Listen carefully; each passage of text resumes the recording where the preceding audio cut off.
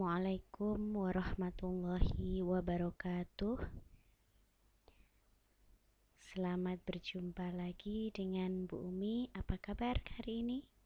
Semoga baik-baik saja, sehat selalu beserta keluarga. Alhamdulillahirrabbilalamin. Hari ini bisa berjumpa lagi dengan Bu Umi dalam pelajaran kemuhammadiyahan di kelas 4. Baik. Sebelum kita mulai pelajaran hari ini, mari kita baca bismillah bersama-sama. Bismillahirrahmanirrahim. Anak-anak, hari ini kita akan belajar tentang Muhammadiyah di lingkungan tempat tinggal yang kemarin sudah kalian baca dari halaman 23 sampai pada halaman 28. Nah, pada kesempatan kali ini, izinkan Bu Umi untuk menyampaikan materi tersebut.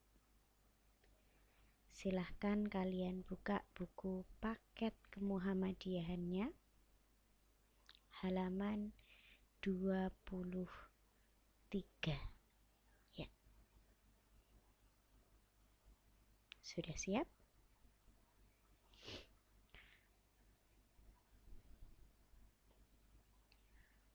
Perumpamaan seorang pelajar Muhammadiyah jika berada pada lingkungan tempat tinggal.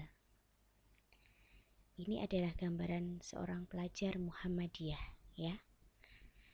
Anak-anak, jika anak-anak ketahui dengan perumpamaan sebuah pohon, ya. Pohon tersebut terlihat sangat rindang, ya. Teduh, rindang, bisa untuk berlindung dari panasnya sinar matahari karena rimbun, dan pasti akan sangat segar berada di situ. Oke. Yang kedua adalah pohon yang rindang juga, tetapi di situ banyak buahnya, ya. Perumpamaan di sini ada dua pohon yang sama-sama pohon buah, hanya bedanya yang satu berbuah tetapi yang satu tidak. Sama-sama rimbun, sama-sama pohon yang lebat. Nah, akan tetapi jika anak-anak ketahui,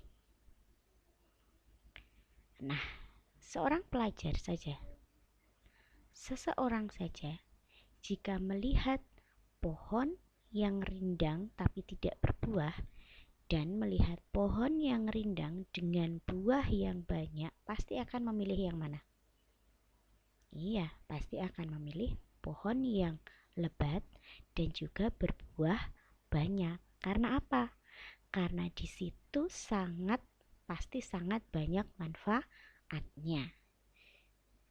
Kalau pohon yang hanya rindang tetapi tanpa berbuah, di situ hanya bisa untuk tempat berteduh saja misalnya.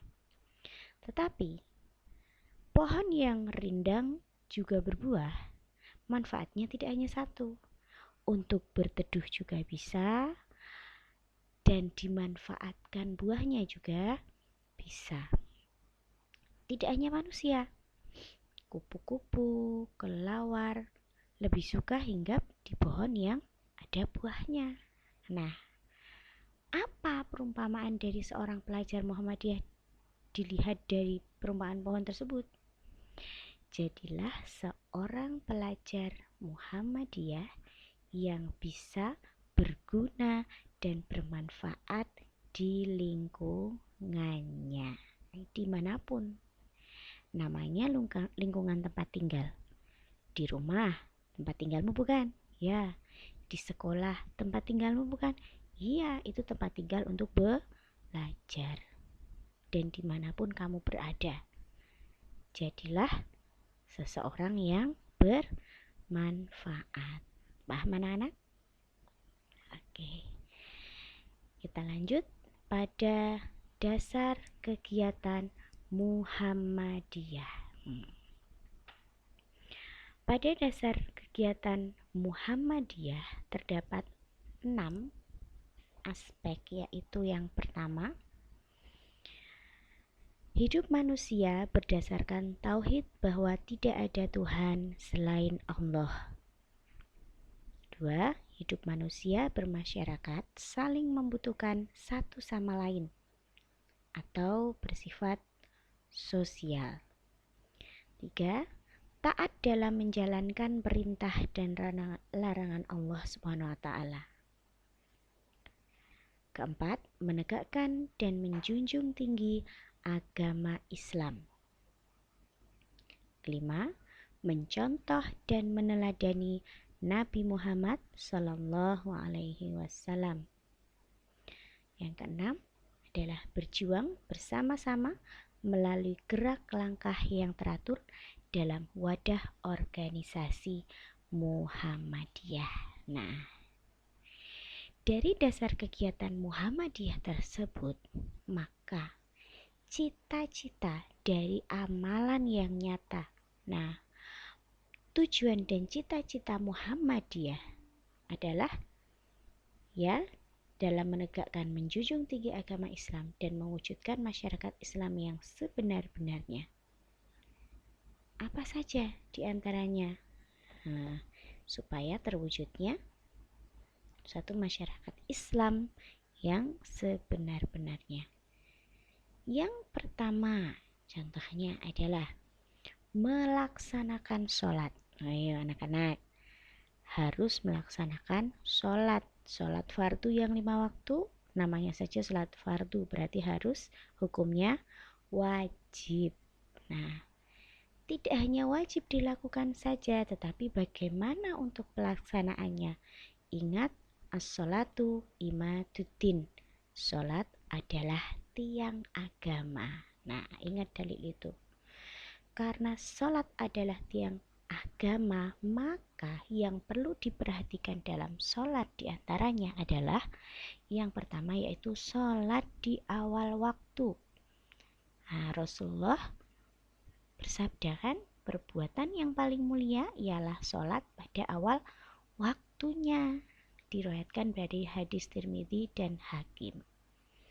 Dan sholat berjamaah sesuai dengan sabda Rasulullah juga. Sholat jamaah pahalanya melebihi sholat sendiri-sendiri dengan 27 derajat. Nah, kalau sholat sendiri pahalanya hanya 1, tetapi kalau sholat berjamaah pahalanya adalah 27 derajat. Pilih yang mana? 1 atau 27? Kalau Bu Umi sih pengennya yang 27 ya, yang banyak. Oke, anak-anak sudah tahu ya keutamaan sholat. Yang diutamakan tidak hanya harusnya, tidak hanya wajibnya, tetapi sholat itu adalah wajib dilaksanakan di awal waktu dan berjamaah.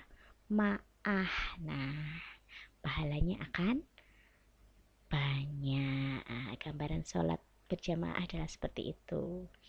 Paling sedikit untuk sholat berjamaah yaitu terdiri dari 2, yaitu ada imam dan ada makmum. Ini gambaran anak-anak sholat di masjid sekolah ya. Aduh, lama sekali tidak sholat berjamaah. Semoga segera berakhir pandeminya dan kita bertemu di sekolah melaksanakan kegiatan.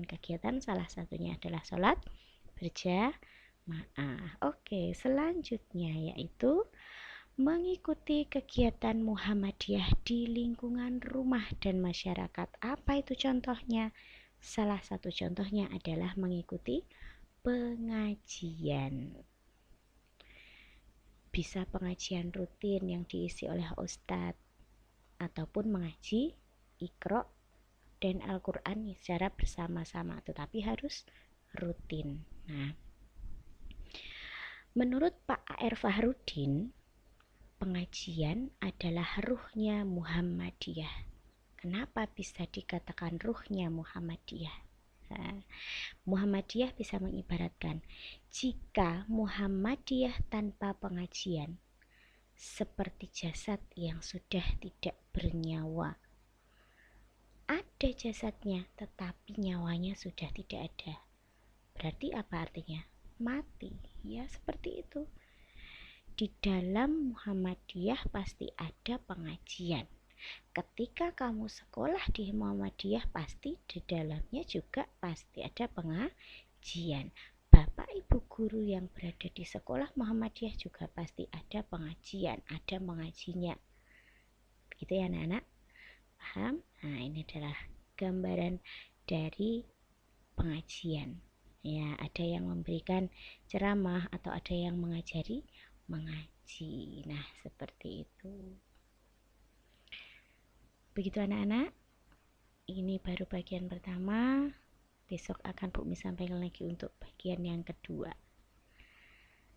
Selamat menyimak, perhatikan, dan jika ada yang belum jelas kalian bisa baca lagi di buku paket kalian masing-masing. Baca alhamdulillah bersama-sama. Alhamdulillahirabbil alamin. Sekian dari Bu Umi. Wassalamualaikum warahmatullahi wabarakatuh.